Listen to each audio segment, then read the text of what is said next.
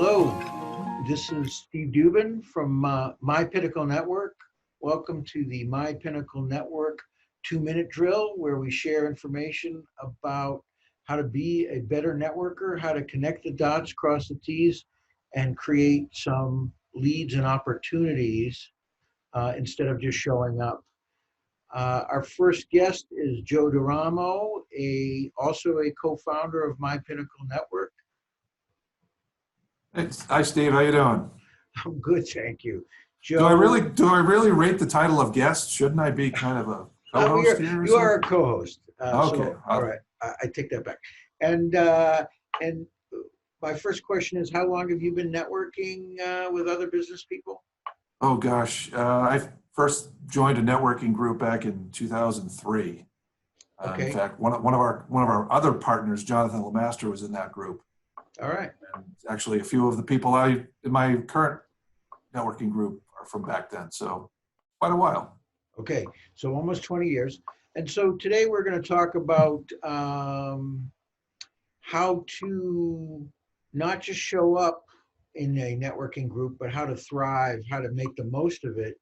And so I turn it over to you to give us some sense of, best steps. Well, thanks, Steve. This topic actually came up. I was meeting with somebody, and they asked a very good question. They had wanted to know, I haven't been getting any referrals lately. What can I do? Is it something I'm doing? Which I thought was, a great first start. Instead of, because a lot of times when networkers aren't getting things, they'll start pointing fingers and I gave so-and-so a referral and lead, and it's not a productive way to resolve the issue. So one of the suggestions I made during the meeting, and what I made in a subsequent newsletter, was basically take a look in the mirror and check out everything you're doing. Make sure you're doing what you're supposed to make leads and referrals happen. If you're in a networking group, some simple things. Are you attending all the meetings, for one? I mean, attendance is critical to My Pinnacle Network meetings and any type of networking group. If you're showing up, that's half the battle. Can I mention, just interject here? I think the analogy I would use is I talk to business people all the time who join a chamber of commerce, and they get a listing in a chamber directory, but never show up to chamber events, never get involved with chamber subcommittees, never rub elbows with other chamber members, and then they're surprised that they're not getting any chamber business. Right. And I think networking is probably the same situation. You just can't join a group and expect lightning to strike. So who takes credit for that quote? The 90% is showing up. I get confused. Was it Woody Allen? Was it one of? Bob Dylan, Abraham Lincoln? We're not sure. One of those guys. Anyway, so yeah, showing up is kind of goes without saying. Of course, when you show up, you want to be active and engaged, and coming prepared with a decent elevator pitch or verbal brand, and also listening attentively. I mean, that's another part of it. Most networking groups, ours in particular, we give members a chance to speak in addition to your elevator pitch, so you could be the featured speaker. Have you taken advantage of that opportunity? 10 to 15 minutes talking about an area of expertise. That can open some eyes and ears of people in the group and say, hey, I didn't know Joe knew about that stuff, and it can do wonders for kind of creating additional opportunities. But the one that I like the best, Steve, is creating, is identifying who your contact sphere, your sphere of influence is. And what I mean by that is identifying those people in the group who travel the same traffic lanes as you, who might be more likely to give you a lead or referral. Example I like to use, everybody's favorite, the CPA. And one of the sources of potential leads and referrals for them are bookkeepers, because CPAs often hire bookkeepers. Bookkeepers work for CPAs. They also work for companies that might have an outside CPA firm doing their taxes, and maybe they notice something that the owner of the business is looking for, make a change or wants some better service or something. So reaching out to those, identifying those folks in your group, then reaching out to them is a great place to start. And if you haven't done a one-on-one with those folks lately, set up a coffee meeting and just talk to them, find out what they're working on. Gotcha. So as an example, as marketers, we might reach out to folks in our networking group who are videographers, printers, graphic designers, social media specialists, those kind of folks. Got it. Correct. I mean, we run into that all the time where people they put together a new website, or maybe they move to a new location and they're working with you can go outside the sphere, but I mean, even some, like, for example, a web designer, they built a new website for this company. One of the, kind of cookie cutter things we do is put out a release on the new website and new functionality of this website. That's why web designers are often a really good resource for us. Okay. What else, what other suggestions do you have to make sure that people are really connecting to the other members of their networking group and getting the most from the group itself? Well, I mean, clearly the one-on-ones are key, so you have to be doing those. It's also key to be doing, sorry about that. It's also key to be doing, meeting with, lost my train of thought. So your one-on-ones are key. Meeting with people in your contact sphere is also key. Your ask is huge.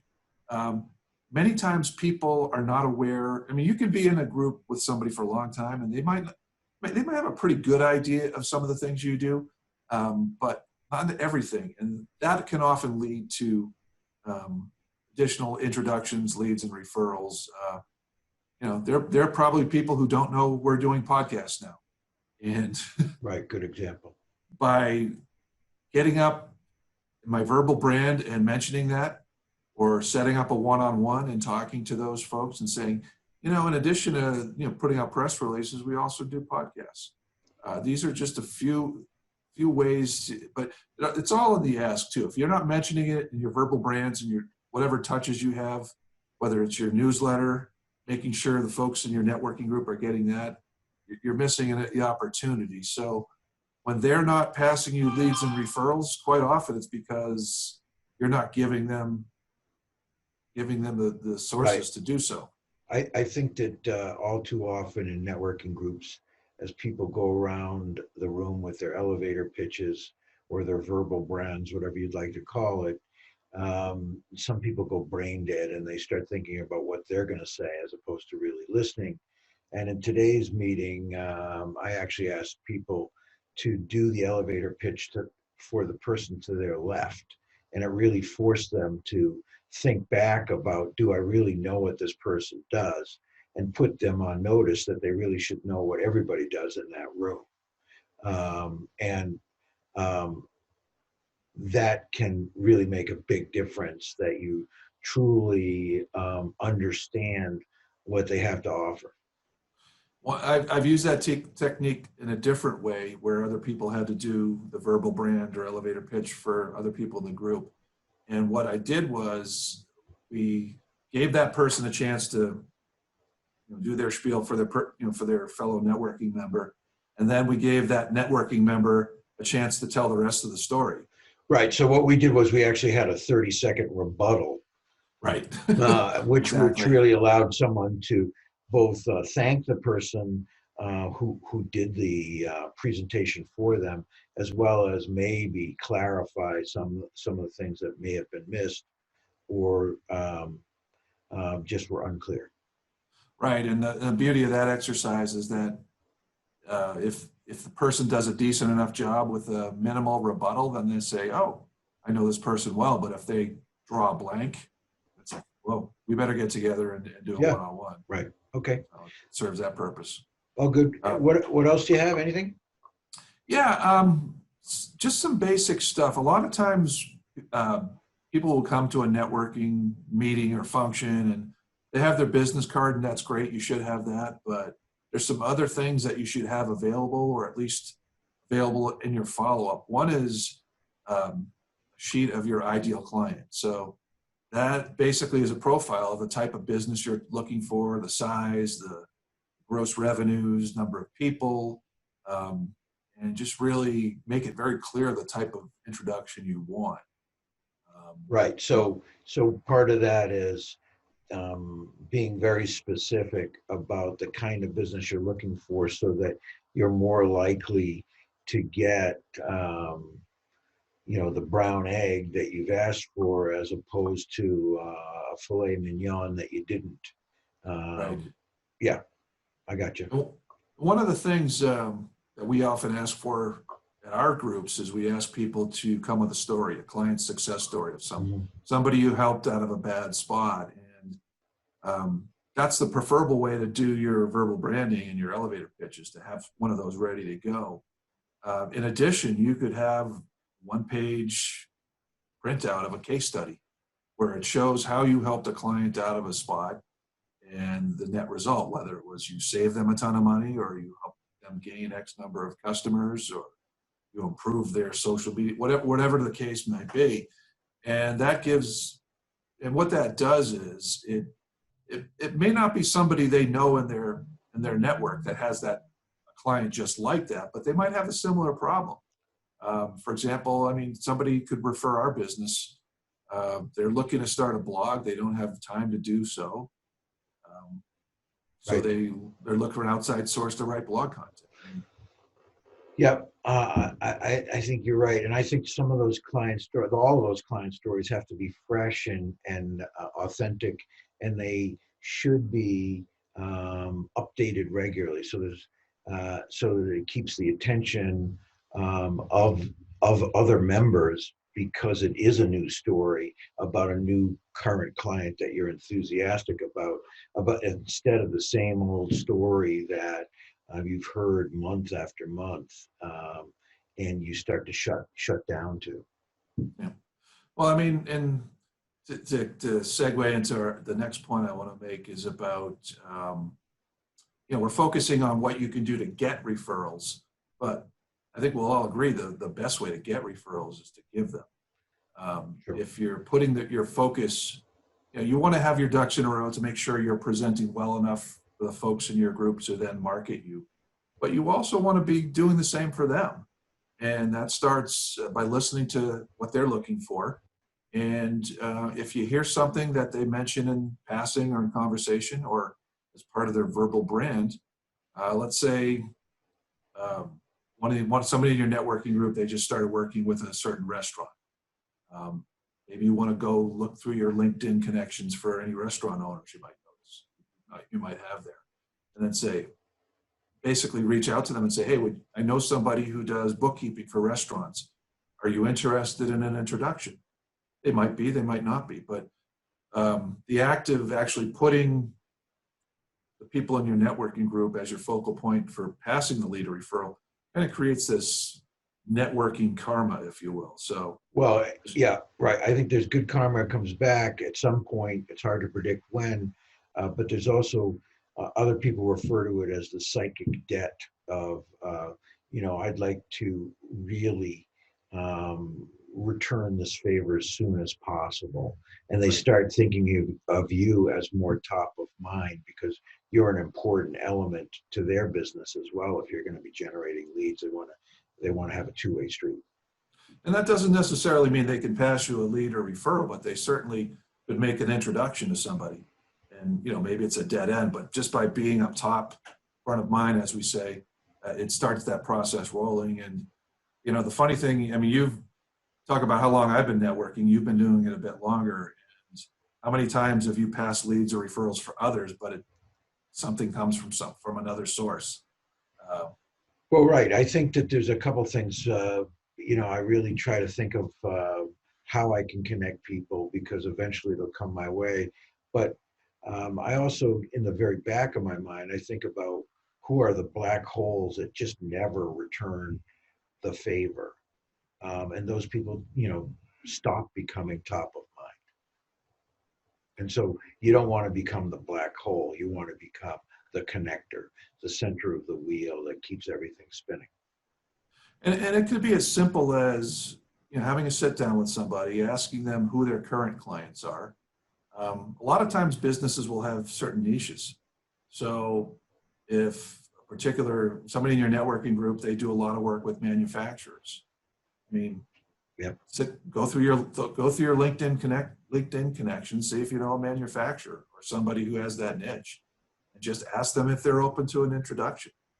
Right. Okay. And so you bring up a good point of social media.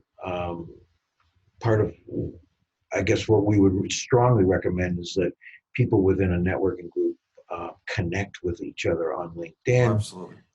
So their first connections, and that they like each other's Facebook pages, and that they go to their Google business record and give someone a 5-star review and a 1-sentence description of why that person deserves a 5-star review. Oh, absolutely. Because like you said, we've said top of mind how many times now, and that's just another way to stay top of mind with people in your networking group and vice versa. Some people get funny about LinkedIn. They have a different approach. But my personal take is that if you're going to be in a networking group, you should connect, because it just makes sense. Plus, it has a lot of tools in it that make it very easy to make introductions. Basically, you can put both Right. people into a LinkedIn introduction, so they both have each other's profile at their disposal right away. You don't have to spend a lot of energy on the intro, because they can look it up themselves. So Right. it makes a lot of sense to do it that way. Okay. Anything else you have for us today? Again, I'm going to go back to the spheres of influence, and know who those folks are in your groups. And it's, for the most part you do, but I think it's worth stating formally, like, the banker, the CPA, the financial planner, they could all be considered within the same sphere. And I think if it helps the cause and everybody's in agreement, perhaps get together on a conference call once a month or once a quarter, perhaps meet in person. Similar, just have a brainstorming lead generating sort of session. Doesn't have to be anything fancy, but I think networking is a lot like getting new business. I think they say 7 touches to get new business.